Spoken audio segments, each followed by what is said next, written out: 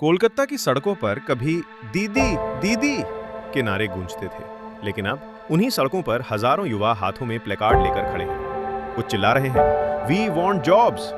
कुछ पूछ रहे हैं, हमारा भविष्य किसने छीना।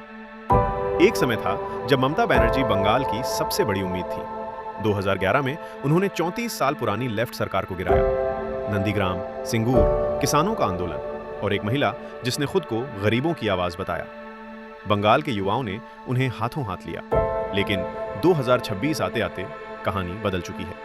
अब सवाल ये नहीं कि ममता बनर्जी कितनी ताकतवर है, सवाल ये है कि क्या बंगाल का युवा उनसे दूर जा चुका है। पिछले कुछ सालों में पश्चिम बंगाल बार बार भर्ती घोटालों की खबरों में रहा। SSC teacher recruitment scam, school jobs के बदले रिश्वत के आरोप, पूर्व शिक्षा मंत्री पार्थ चटर्जी की गिरफ्तारी, उनके करीबी अर्पिता मुखर्जी के फ्लैट से करोड़ों रुपए कैश बरामद हुए।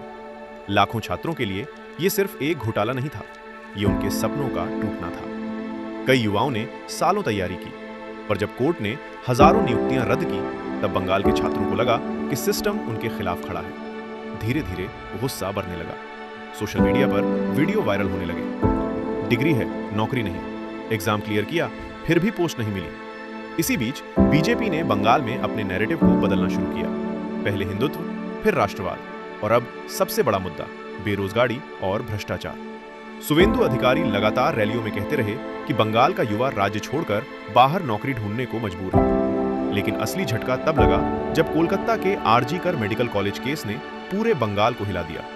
एक ट्रेनी डॉक्टर की रेप और हत्या ने राज्य भर में गुस्सा फैला दिया। छात्र सड़क पर उतर आए, डॉक्टर हड़ताल पर चले गए, और पहली बार कई युवाओं ने खुलकर कहा, सरकार जवाब दे। ममता बनर्जी ने कहा कि वो छात्रों के आंदोलन का समर्थन करती है, लेकिन विपक्ष ने आरोप लगाया कि सरकार सच छुपाने की कोशिश कर रही है। यहीं से बंगाल की राजनीति में एक नया मोड़ आया। जो युवा कभी टीएमसी की सबसे बड़ी ताकत थे, वही अब सवाल पूछ रहे हैं, क्या बंगाल में नौकरी बिना रिश्वत के मिल सकती है?